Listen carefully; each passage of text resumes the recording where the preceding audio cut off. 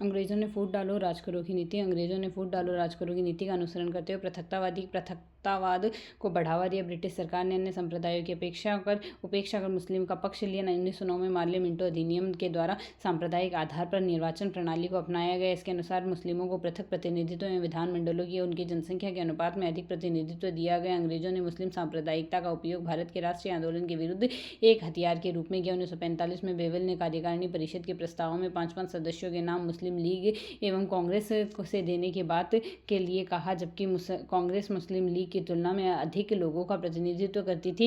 इस प्रकार उसने लोगों के बराबरी का दर्जा देकर मुस्लिम लीग को बढ़ावा दिया। जिन्ना के समस्त मुस्लिम सदस्यों के नाम मुस्लिम लीग के द्वारा दिए जाने की मांग की। शिमला सम्मेलन में जिन्ना को इस एक प्रकार से वीटो का अधिकार दे दिया गया। बेवेल ने शिमला सम्मेलन के निर्णयों को मुस्लिम लीग द्वारा अस्वीकृत किए जाने पर शिमला सम्मेलन को समाप्त घोषित कर दिया। तुष्टीकरण की नीति राजस्थान भारत के स्वतंत्रता आंदोलन के लिए हिंदू मुस्लिम एकता को आवश्यक मानते हुए मुस्लिमों का सहयोग प्राप्त करने के लिए तुष्टीकरण की नीति अपनाई गई। 1916 में लखनऊ समझौते में कांग्रेस ने मुस्लिमों के लिए पृथक प्रतिनिधित्व एवं विधानमंडलों में उनकी जनसंख्या के अनुपात में अधिक प्रतिनिधित्व दिए जाने का अधिकार को स्वीकार कर लिया। यह बहुत बड़ी भूल थी। 1923 ईस्वी से 1933 ईस्वी तक हिंदू महासभा में लखनऊ समझौते के संशोधित करवाने का प्रयास किए गए। देश की सांप्रदायिक समस्या को हल करने के लिए गांधी ने CR फॉर्मूले 1944 में जिन्ना से बात की। इस फॉर्मूले के अनुसार मुस्लिम लीग को भारतीय स्वतंत्रता की मांग का समर्थन करना था। युद्ध समाप्ति के बाद उत्तर पश्चिम एवं उत्तर पूर्वी भारत के उन क्षेत्रों में जहां मुस्लिम बहुमत में थे जनमत द्वारा निर्णय लिया जाना था, वे भारत से अलग होना चाहते थे अथवा नहीं। महात्मा गांधी ने जिन्ना को बार बार मनाने का प्रयास किया। गांधी के साथ वार्ता के बाद जिन्ना का महत्व अधिक बढ़ गया। मुस्लिम लीग को संविधान सभा में भाग लेने के लिए सहमत किए कि बिना ही 1946 में अंतरिम सरकार ने सम्मिलित कर लिया गया। मोहम्मद अली जिन्ना को राजनीतिक परिस्थितियों का लाभ उठाते हुए शक्तिशाली बनता चला और कायदे आजम महान संगठनकर्ता कहलाने लगा। तुष्टीकरण की नीति के परिणाम स्वरूप मुस्लिम सांप्रदायिकता को बढ़ावा मिला। अंतरिम सरकार की असफलता। अंतरिम सरकार ने मुस्लिम लीग पाकिस्तान की मांग को मजबूत करने एवं कांग्रेस को दुर्बल करने के लिए सम्मिलित हुई थी। इसमें मुस्लिम लीग ने अपने द्वितीय श्रेणी के नेताओं का प्रतिनिधित्व के लिए भेजा था। इन्होंने कांग्रेस के मंत्रियों के कार्यों में बाधा डाली। अंतरिम सरकार से यह स्पष्ट हो गया कि कांग्रेस एवं मुस्लिम लीग का एक साथ मिलकर सरकार चलाना असंभव है। सांप्रदायिक दंगे। मुस्लिम लीग ने पाकिस्तान प्राप्त करने के लिए 16 अगस्त 1946 को प्रत्यक्ष कार्रवाई शुरू की। इसके परिणाम स्वरूप देश के कई स्थानों पर सांप्रदायिक दंगे हुए। बंगाल की मुस्लिम लीग की सरकार ने इसे रोकने के स्थान पर उपद्रवियों की सहायता की। सांप्रदायिक दंगों में विभीषणता एवं इसके विस्तार को देखते हुए गांधी, नेहरू, पटेल ने भारत के विभाजन को स्वीकार कर लिया। सरदार वल्लभ भाई पटेल ने कहा कि यदि हम भारत का विभाजन स्वीकार नहीं करते हैं तो भारत छोटे छोटे टुकड़ों में बढ़ जाएगा और पूर्णतः नष्ट हो जाएगा। गोविंद वल्लभ पंत ने कहा कांग्रेस को या तो विभाजन स्वीकार करना है अथवा आत्महत्या करनी है। माउंटबेटन ने नेहरू व पटेल को भारत के विभाजन के लिए तैयार करने में महत्वपूर्ण भूमिका निभाई। नेहरू ने कहा निश्चित ही यह हमारा दोष है और हमें अपनी कमजोरियों का दंड भुगतना पड़ा, लेकिन ब्रिटिश अधिकारियों ने भारत को तोड़ फोड़ पैदा करने के लिए सोच समझकर जो कुछ किया है उसके लिए मैं उन्हें क्षमा नहीं कर सकता। दूसरे सभी घाव भर जाएंगे किंतु यह घाव कहीं लंबे समय तक रिश्ता रहेगा। अंग्रेजों द्वारा भारत छोड़ने के कारण भारत की स्वतंत्रता में सहायक तत्व है। भारत की स्वतंत्रता भारतीयों के वर्षों के संघर्ष, त्याग, बलिदान का परिणाम थी। इसमें देश के विभिन्न लोगों एवं विभिन्न राजनीतिक दलों का योगदान रहा। भारत की आज़ादी के संघर्ष में बुद्धिजीवी, किसान, मजदूर, पूंजीपति, व्यापारी, जमींदार, युवाओं, छात्रों, शिक्षकों आदि ने बहुत बड़ी संख्या में भाग लिया। अंग्रेजों द्वारा भारत छोड़ने और भारत की स्वतंत्रता प्राप्ति के लिए प्रेरित करते निम्न थे। द्वितीय महायुद्ध के बाद इंग्लैंड की स्थिति दुर्बल होना। इंग्लैंड मित्र राष्ट्रों के साथ इंग्लैंड विजयी हुआ था, किंतु युद्ध के बाद वह द्वितीय श्रेणी की शक्ति बनकर रह गया था। युद्ध के बाद अमेरिका व सोवियत संघ रूस बड़ी शक्तियों के रूप में विश्व के समक्ष आए। इंग्लैंड की आर्थिक एवं सैनिक शक्ति कमजोर हो गई। अमेरिका व चीन इंग्लैंड पर भारतीयों को सत्ता सौंपने के लिए दबाव डाल रहे थे। इंग्लैंड के लिए विश्व जनमत की अवहेलना करना कठिन हो रहा था। साम्यवाद के बढ़ते प्रभाव में इंग्लैंड चिंतित था। रूस की सहानुभूति स्वतंत्रता प्राप्त करने वाले देशों के प्रति थी। इंग्लैंड में लेबर दल की सरकार बना। मई 1945 में चुनाव में इंग्लैंड के श्रमिक दल की सरकार बनी। श्रमिक दल ने अपने घोषणा पत्र में भारतीय समस्या का हल करने का वचन दिया। ब्रिटेन यह जानता था कि भारत पर अधिक दिनों तक शासन नहीं किया जा सकता। अंततः ब्रिटेन को भारत छोड़ना ही पड़ेगा। इसलिए ब्रिटिश प्रधानमंत्री एटली ने संसद में यह घोषणा की की कि उसकी सरकार अधिकाधिक जून 1948 तक शक्ति का हस्तांतरण भारतीयों के हाथों में दे देगी। भारतीय सेना के विद्रोह की भावना, भारतीय सेना ने राष्ट्रीयता की भावना तीव्र हो गई। आज़ाद हिंद फौज के सैनिकों ने जापानियों के साथ मिलकर ब्रिटेन के विरुद्ध भारतीय स्वतंत्रता के लिए युद्ध किया। आज़ाद हिंद फौज के सैनिकों की रिहाई के लिए भारत में चल रहे आंदोलन से सैनिक अंग्रेज से अधिक चिंतित हो गए। 18 फरवरी 1946 को बंबई में नौसेना के विद्रोह किया। नौसेना, थल सेना और वायुसेना में अंग्रेजों के विद्रोह विरुद्ध बढ़ती भावना से अंग्रेजों में यह विश्वास हो गया कि वे अब भारतीय सेना पर निर्भर होकर भारत पर शासन नहीं कर सकेंगे। ब्रिटिश नौकरशाही का मनोबल गिर रहा था। भारतीय अधिकारियों की वफादारी अंग्रेजों के प्रति बदलती गई। सांप्रदायिक दंगे, जिस मुस्लिम लीग को संरक्षण देकर अंग्रेजों ने सांप्रदायिकता की भावना को बढ़ाया था, वही मुस्लिम लीग अब उनके नियंत्रण में नहीं रही। सांप्रदायिक दंगों में अन्य स्थानों पर फैलने से अंग्रेजों के लिए कानून एवं व्यवस्था बनाए रखना कठिन होते जा रहा था। प्रशासनिक, पुलिस एवं सैनिक अधिकारी भी सांप्रदायिकता के प्रभाव में आ गए थे। ऐसी स्थिति में ब्रिटिश सरकार ने भारत छोड़ने की तिथि आगे लाकर 15 अगस्त 1947 कर दी। 1945 से 46 में ब्रिटिश राज्य विरोधी लहर का विस्तार होता जा रहा था। अंततः अंग्रेजों को बेइज्जत होकर भारत से जाना पड़ता। भारत की बिगड़ती हुई स्थिति, भारतीय सैनिकों से राष्ट्रवाद की भावना और जन आंदोलन को रोक पाने में अपनी असमर्थता देखते हुए अंग्रेजों ने शीघ्र ही भारतीयों की सत्ता हस्तांतरित कर दी थी।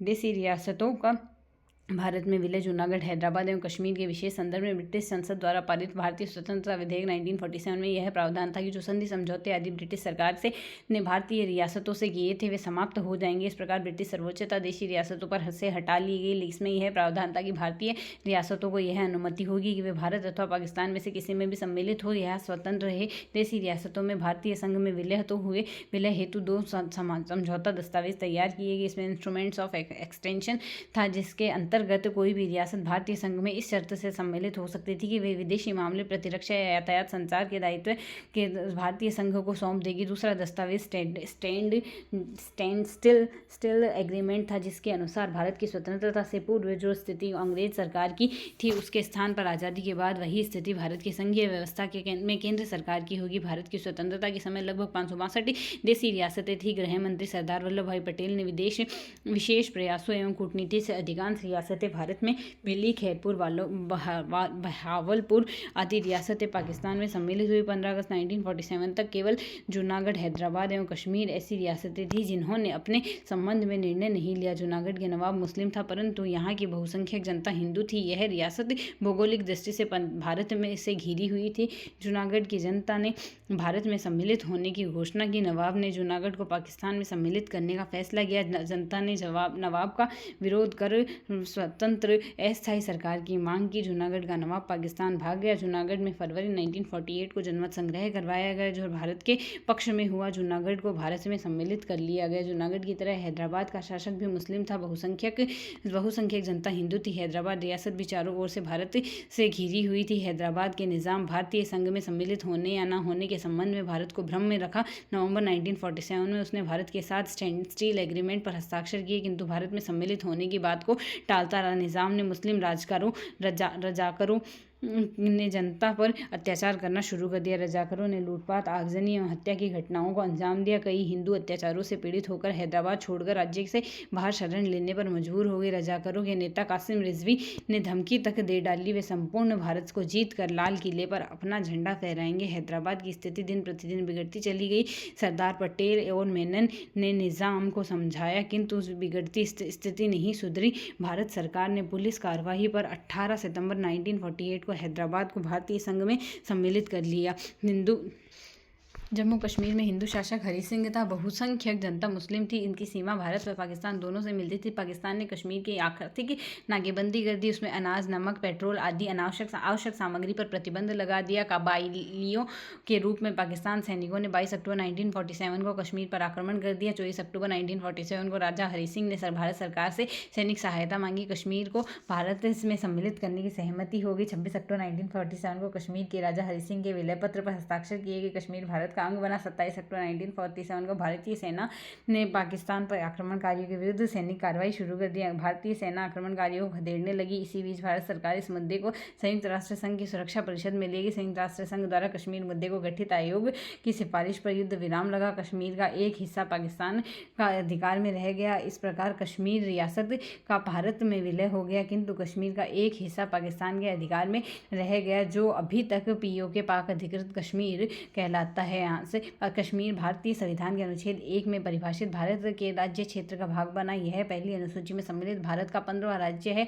इस राज्य का राज्य क्षेत्र उन सभी क्षेत्रों से मिलकर बना है जो 15 अगस्त 1947 को उस राज्य के शासक की प्रभुता के अधीन था। संविधान में जम्मू कश्मीर के अनुच्छेद 370 के अंतर्गत विशेष राज्य का दर्जा दिया गया। यह व्यवस्था अस्थायी रूप से दी गई थी। अनुच्छेद 370 को संविधान के भाग 21 में अस्थायी संक्रमणकालीन एवं विशेष उपबंध शीर्षक के अंतर्गत सम्मिलित किया गया था। भारत के एकीकरण में सरदार वल्लभ भाई पटेल का महत्वपूर्ण योगदान था। 2014 में सरदार वल्लभ भाई पटेल के जन्मदिन राष्ट्रीय एकता दिवस के रूप में मनाया जाता है।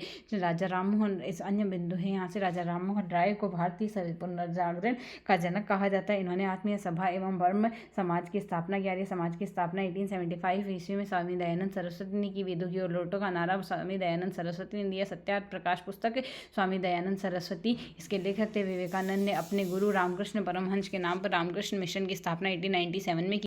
विवेकानंद विश्व धर्म संसद में भाग लेने वाले 1893 में अमेरिका के शिकागो गए थे। संथाल विद्रोह 1855 से 56 में वह के नेता सिंधु और कान्हू थे। अभिनव भारत की स्थापना वीर सावरकर ने की। गदर दल की स्थापना 1913 में अमेरिका में सैन फ्रांसिस्को में लाला हरदयाल ने की थी। इंकलाब जिंदाबाद का नारा भगत सिंह ने दिया। सुभाष चंद्र बोस, तुम मुझे खून दो मैं तुम्हें आज़ादी दूंगा। भारतीय राष्ट्रीय कांग्रेस की स्थापना 1885 में ए.ओ. ह्यूम ने की थी।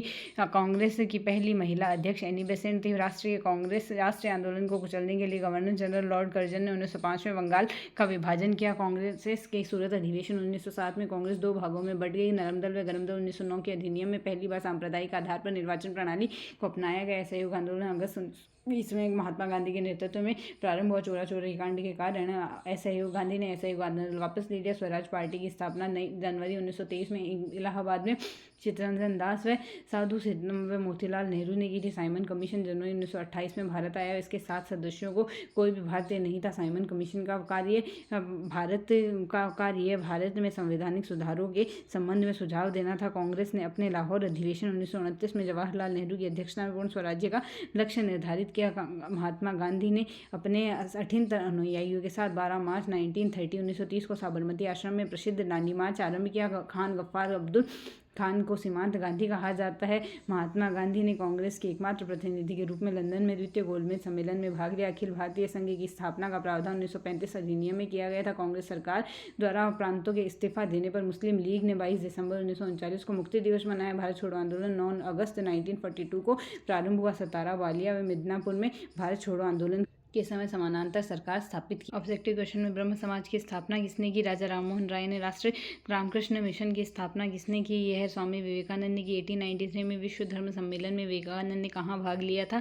शिकागो में भाग लिया था। राजा राममोहन राय की मृत्यु कहाँ हुई? राजा राममोहन राय की मृत्यु ब्रिस्टल में हुई थी।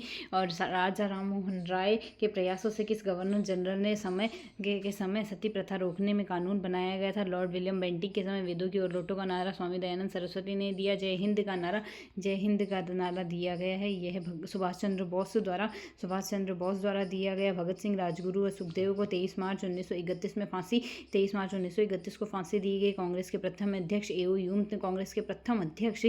ह्यूम थे। की स्थापना ए.ओ. ह्यूम ने की थी। प्रथम अध्यक्ष रमेश चंद्र बनर्जी बने थे। भारतीय राष्ट्रीय कांग्रेस का सूरत अधिवेशन 1907 में अध्यक्ष बनाया गया। इसमें अध्यक्ष बनाया गया था रास बिहारी घोष को अध्यक्ष बनाया गया था। और नेक्स्ट इसमें भारतीय महात्मा गांधी को किस आंदोलन के समय 1 वर्ष के भीतर स्वराज्य दिलाने की बात कही थी? असहयोग आंदोलन के तहत की थी। प्रांतों में द्वैत शासन के अधिनियम लागू किए गए थे। 1919 अधिनियम के द्वारा सांप्रदायिक आधार पर पृथक निर्वाचन प्रणाली अपनाते हुए किस अधिनियम मुस्लिमों के लिए पृथक निर्वाचक मंडल की स्थापना की गई थी? यह की गई थी 1909 के अधिनियम के द्वारा। कांग्रेस में एकमात्र प्रतिनिधि के रूप में गांधी ने किस गोलमेज सम्मेलन में भाग लिया? यह द्वितीय गोलमेज सम्मेलन में भाग लिया।